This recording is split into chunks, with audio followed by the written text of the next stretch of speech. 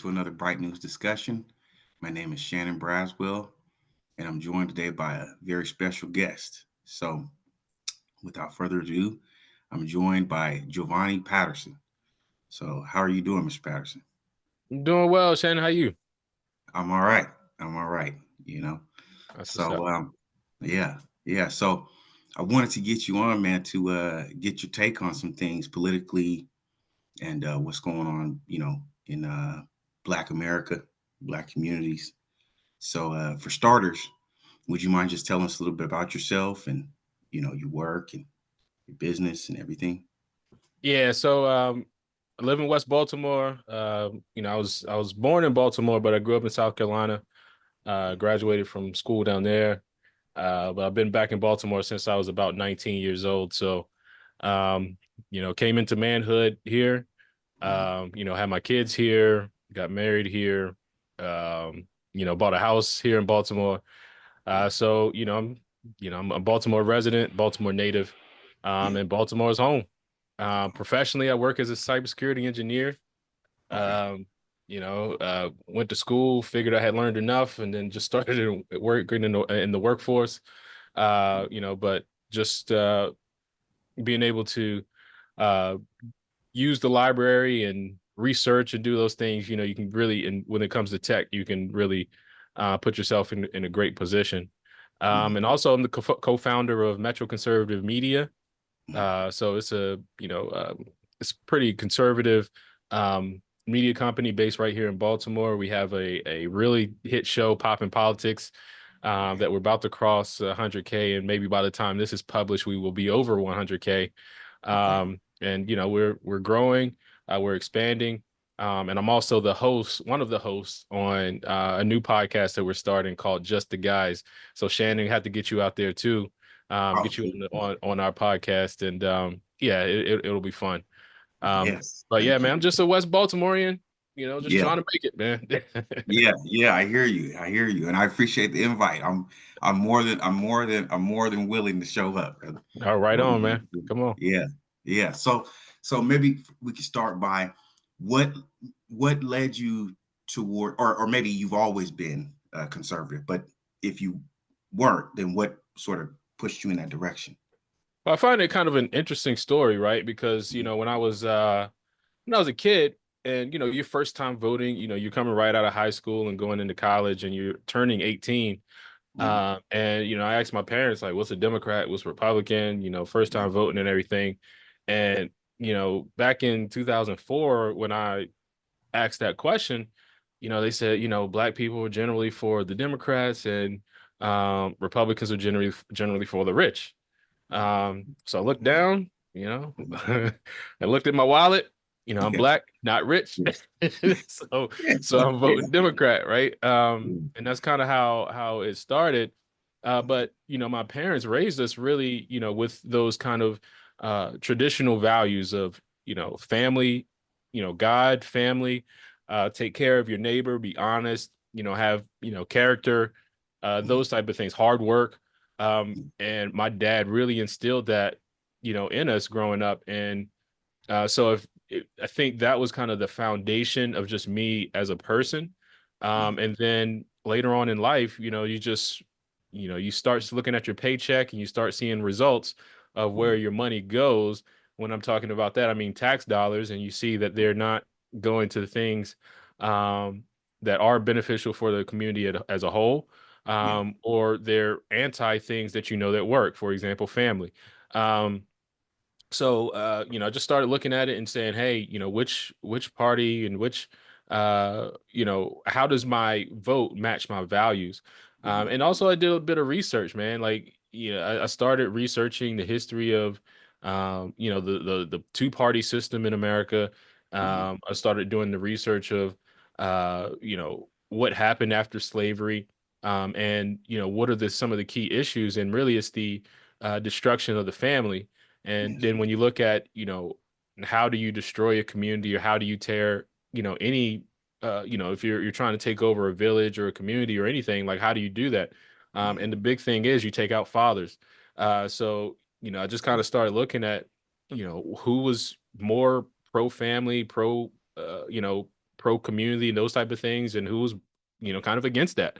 And I think, when you really start to look at it, like the answer becomes clear. Many black men in particular are, moving towards the Republican Party, and then also we're starting to see this sort of maybe gender gap amongst black men and black women. I'm not, maybe that's just a tabloid or something in the media to kind of get things, you know, stirred up.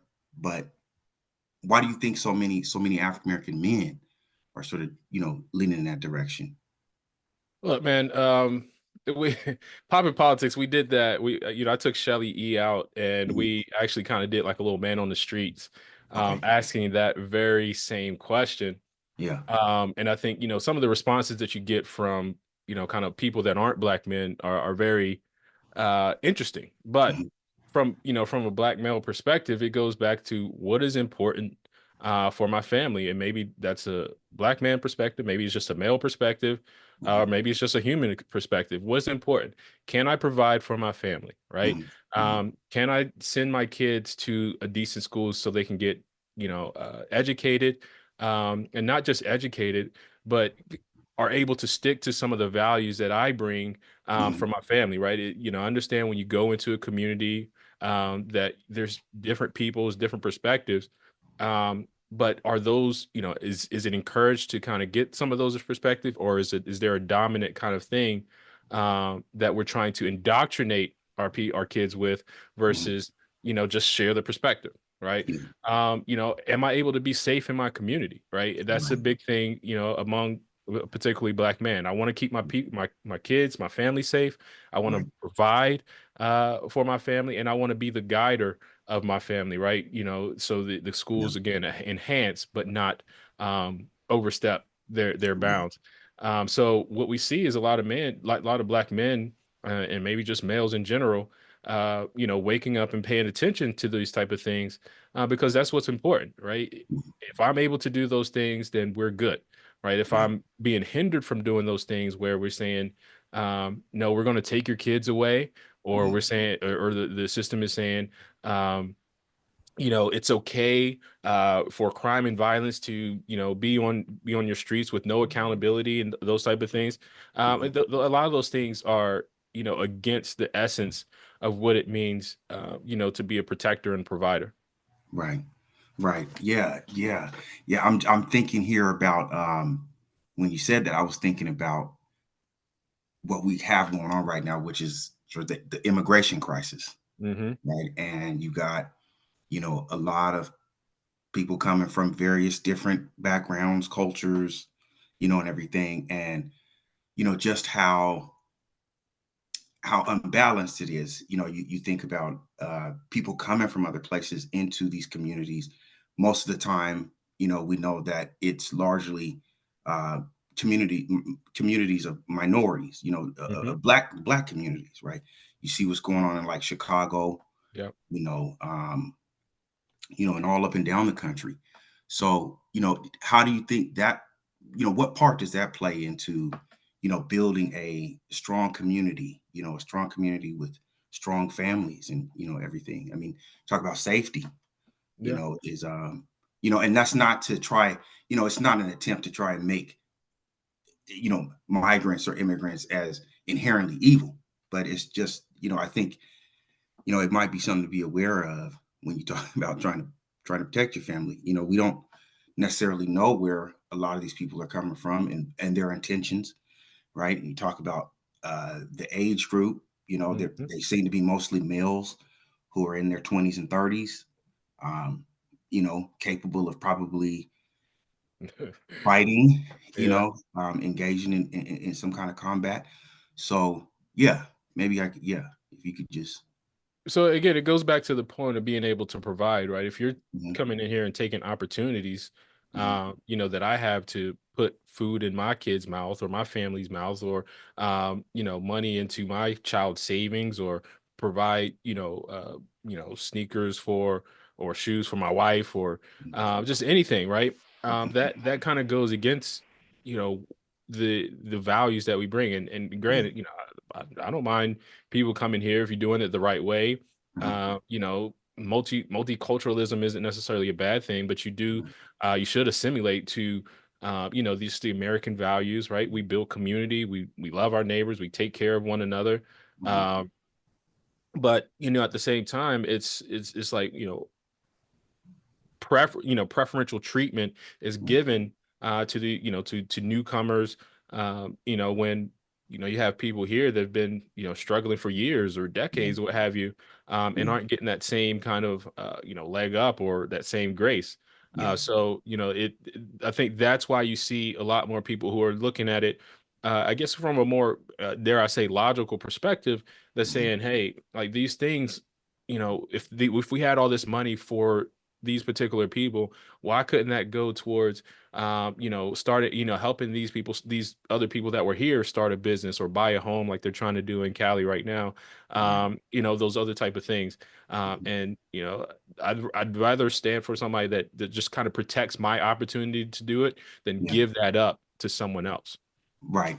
Okay. Now, so with that, do you believe that should Black people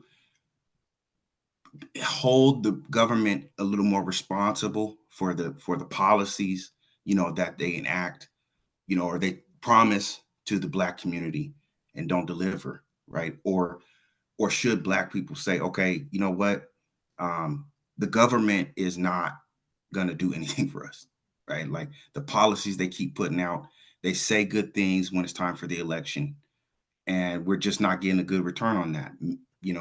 Maybe we should lean into more of an economic or financial, you know, um, basis, or something like that, and just sort of Yeah. do away with politics. I mean, voting, I think, is of course important, right? But I'm just thinking here, if we can't really rely on the promises of policies, in the government, then do you think maybe it's time to kind of switch to a different lane, or?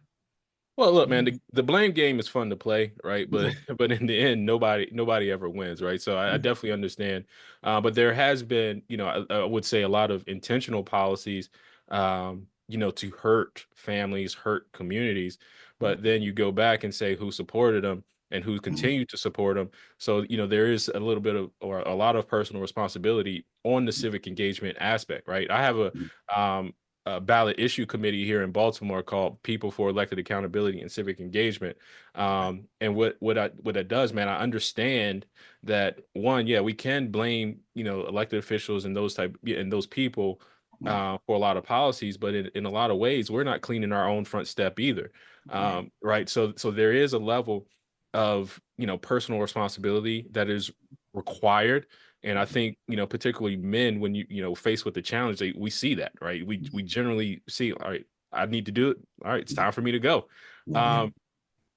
Yeah. Um, but also, we have to remember what government was designed for, right? It was never designed to play God or to be in everybody's lives to the extent that we have it today, right? Yeah. Government is really designed to protect, your personal freedoms, and you don't, and no one has the freedom to infringe upon another person, Mhm. and so, but our government is really designed to protect like the personal freedoms are Yeah. God-given, inalienable rights. I Mhm. can't say it, Mhm. inalienable rights. But Mhm. at this point, we've allowed government for various reasons that seem good at a time. Mhm. um we've allowed government to kind of step in, take the foot in a lot, take the control. And a lot of times now we just want government to do it for us, fix Right. it for us, do this Yeah. type of, no. So a lot of what we have to do is kind of go towards that personal responsibility. Let's clean up our own, closets, our front yards, our sweep our own steps.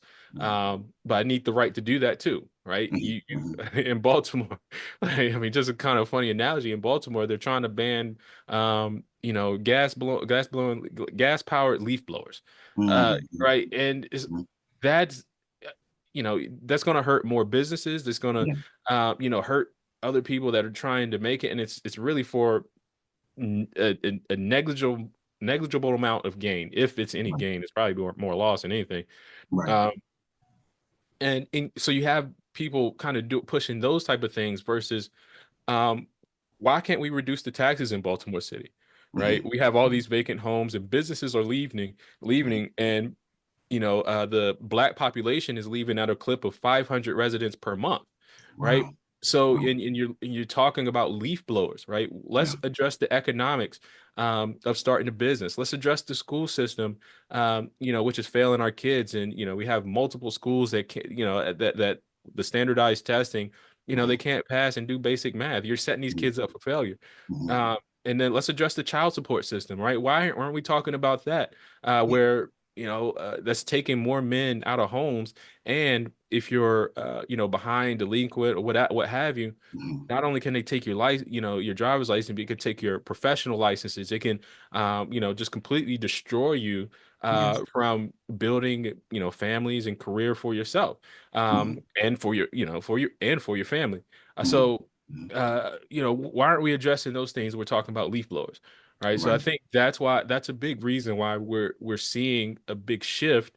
But again, it comes back to personal responsibility. Yeah. Dude, you need to go get a job. Yeah. And two, three, I mean, two, being able to say, hey, these policies are detrimental to these communities, right? Yeah. So it's a both and we can blame ourselves and we can blame the government. Right. Right. Right. Right. Self accountability and pointing to the facts. Right. Yeah, absolutely. Yeah. Yeah. So okay. So then what would you say about, you know, this might be a hot topic, but just what's going on right now in the entertainment industry.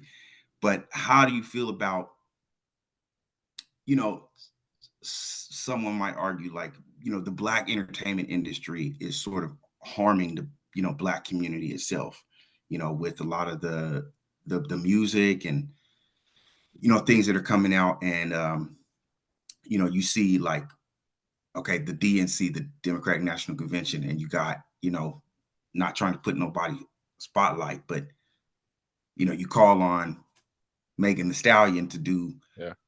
concerts, right? And you think to yourself, okay, well, what kind of message is that sending to black women and young black women and Yeah. even young black men who are kind of like, okay, this is, or just men in general, they say, well, Yeah.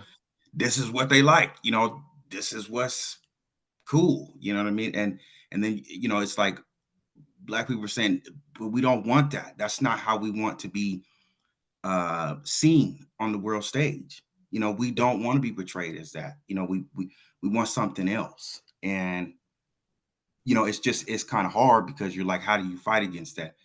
We're all adults, and adults like to sometimes throw things off. They want to Yeah. get rid Yeah. of the stress. But But yeah, I mean, again, I think it goes back to family, yeah, personal responsibility and influence, right? Because yeah, look, man, I listened to hip hop, rap yeah, growing up. yeah, yeah, I played Call of Duty, yeah, you yeah, know, yeah, yeah, Grand Theft Auto, right? Grand yeah, Theft Auto man, that was a fun game. yeah, yeah, But like I'm not out here trying to kill anybody. right, But there are influences in a culture, and there's absolutely no denying that where the word peer pressure exists for a reason, right? mhm, But there also is self accountability, personal accountability that exists too. mhm, And we have to decide, right, what sells. But again, mhm, it goes really back down to the family and who's the biggest influence. And mhm, what we have now is culture is the biggest influence in a lot of people's lives versus family and those values and character and those type of things, right? mhm, People mhm, are always going to be people, regardless of where you go. But what is the promotion? What are we promoting? What are we celebrating, right? mhm, mhm. People were being promiscuous long before it, long before now, Yeah. right? But it wasn't celebrated, right? Those things Right. weren't. And then and if you really study history, you start to see when those things were celebrated, Mhm, nations fell, right? mhm, mhm, So this is kind of where we're at right now. We have to really kind of go back and decide what we celebrate. Now, I make no qualms about it, man. We need mhm. Jesus. um, Amen. Amen. I think returning to God, right, is really the key to this, just surrendering, right? Just saying, Yes. look, God, I'm sorry, I don't know, right? Yes. Yeah. But it really is just returning back. But there's a market for the sex culture, right? Sex always sells. Mhm. You don't have to buy it, right? Mhm. Candy always sells, but you don't Mhm. have to buy it. Mhm. Um, Mhm. it's again, it just goes back, but your choice. Yeah. I'm gonna add this, man. But Yeah. last night I actually watched Pootie Tang. Okay. I don't Okay. know if you remember that movie. I do. Yeah, I do. So Booty last night I town. was well, last night I was watching that movie and I thought, it was a really kind of interesting, I think, timely message. Mhm. Because right, Pootie Tang was kind of on this journey, and he was standing up for good, right? Mhm. Mhm. And if you saw early on, like he had kind of that positive influence in communities, right?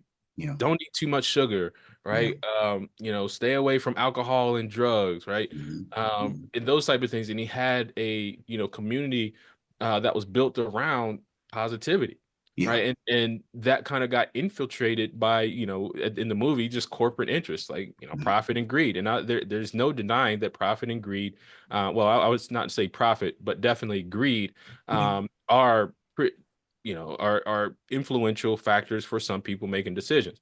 Mhm. Um, Greed is wrong, profit is not. Mhm. um, Right. Right. but and sometimes two people, some people do get greedy to where they will sacrifice their morals and Yeah. try to use particularly black people, which I do think black people are generally trendsetters, um, Mhm. Mhm. to portray a certain message. Yes. Right. So now if that influencer accepts and adopts a certain message, that Yeah. means it's now okay. But Right. again, if you had a foundation of God and family, those people aren't the ones that make the decisions for you or should be influencing your decisions. You should Yeah. always be making those decisions for yourself. And that's what we teach our kids. That's what Right. I teach my kids. Never make the decision because somebody else made it. Yeah. You find out, do your due diligence and do your research for yourself. Yes. Yeah. I totally agree with that. I have children myself, so I'm with you there 100%. Right on. Lastly, I want to ask about the black church, right? And Ah, and just, religion in general when it comes to the black community. It's been said before that black church is, um, not really helping the black community all that well. There's a lot of, problems within the black community as far as religion goes and faith. And so, do you think there's anything particularly wrong or that the black church is sort of hung up on that we can't, they can't get over and sort of be able to communicate effectively, the power and love of Christ. You know, why does that seem to maybe be so hard to do in our age? Well, we have what's called, I mean, I'm calling it this, but we Mhm. have the prophet gospel. Now, again, it goes back to greed and those things that are anti-God, right? Mhm. Mhm. Or turns away. Mhm. But if you go back into really the 30s, 40s, uh, there was a book written in the 1950s, but referring to the 30s and 40s, book by Manning Johnson called Color, Communism, and Common Sense. I Okay. recommend anybody check that book out. But it's particularly chapter 2 where it talks about subverting the Negro churches. Mhm. And this is really where the influence of communism came into really the black church, Yeah. where it's just the phrase mongers where you say a cool phrase and people Mhm. can, people cheer and clap. It's empty phrases, Mhm. they're meaningless, but they sound good and they feel good in the moment. Yeah. Um, and now you have this kind of like socialism gospel where they say, Jesus was a socialist. Mhm. If Jesus was here, he would be more like the communists and the Mhm. socialists and those type of things. Mhm. When it also states in the Bible, if a man doesn't work, he doesn't eat. Um, but you can move on from that, but you don't preach that gospel anymore. You preach the prosperity gospel now. You preach the feel good gospel, Mhm. and generally. which you see now, particularly in the Black church, you do see a lot of men leaving church or have been Yes. or have left church Yeah. because it's empty. It's not promising anything. Yeah. Um, we had this conversation on Just the Guys not too long ago, like what do men want? Yeah. And we talked about, it's peace and those type of things. Right. But a big part of that conversation was men want adventure, right? Men want to Yes. go out and, challenge and achieve that next level. Mm. And what the church generally is offering is just comfort, right? Just Right. I want to make you feel good. But that's not Mm. men generally want to be. I want to be a warrior. Like we don't live where we got to go hunt and gather anymore. Yeah. Um, but there's a level of that kind of enthusiasm to be brave, to be Yeah. bold, right? To Yeah. be a hero, Yeah. that men still innately have. Yeah. And Christianity is not for the faint of heart, right? Amen. Christianity Yeah. is, we have to be bold, we have to be brave, Yes. because the biggest attacks, the biggest arrows right now are coming against people of faith. Well, firstly, Mhm. white male, Mhm. and Mhm. then Black Christians, right? Yes. Particularly Black Yes. men Christians, Yeah. right? So, you have to be able to stand and fight. And churches in general have not been, gearing that message to prepare people for Mhm. battles. It's just been, kind of like a codifying, pacifying message, that really kind of started back in the 30s, 40s, 50s, Yeah. because of the influence of communism to Right. make the church, you got the phrase mongers and Yeah. there, these kind of like elite blacks that they put them up on a pedestal. So you Mhm. follow those particular people. So you Mhm. got your pastors, you got your, Mhm. perceived commentators now, Mhm. Charlemagne the God thinks he's one. Yeah. Who else? Al Sharpton. Al Sharpton, Jesse Jackson. Yeah. You got these kiss the ring blacks that Yes. are are leading the black community. Yeah. Um, and that's not how it should be, right? Yeah. So people, men in general are generally leaving the black church, and it's mainly because it's empty. It's a fault, not I mean, a lot of churches have false gospel Mhm. nowadays, and Mhm.